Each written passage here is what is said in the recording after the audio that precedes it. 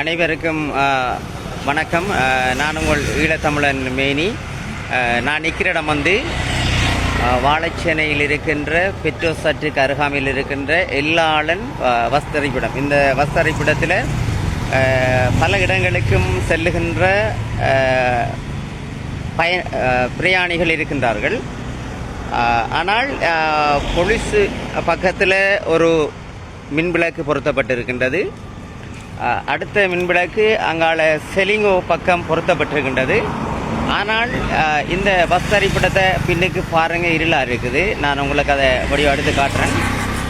இந்த மக்கள் இதில் இளம் யுவதிகள், வயதானவர்கள், சிறுவர்கள், கர்ப்பிணி தாய்மார்கள், முதியவர்கள் என்று பல பிரயாணம் செய்கின்ற மக்கள் இருக்கின்றார்கள்.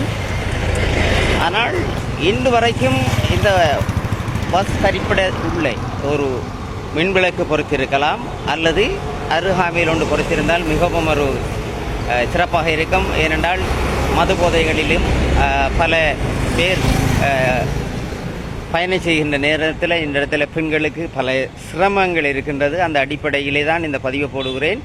இது பல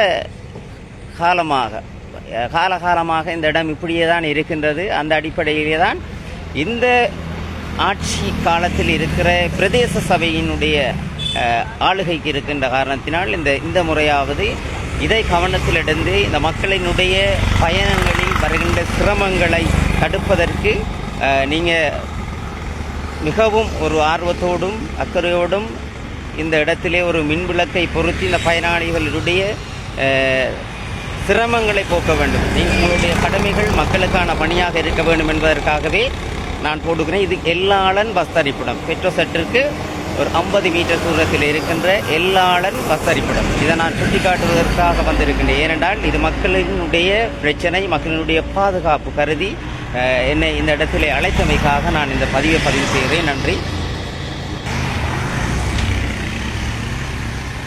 நல்லா பாருங்கள், ஃபோன் லைட்டை ஒன் பண்ணித்தான் நான் இதற்கான பேர் பலகையும் உங்களுக்கு பதிவு செய்கிறேன்.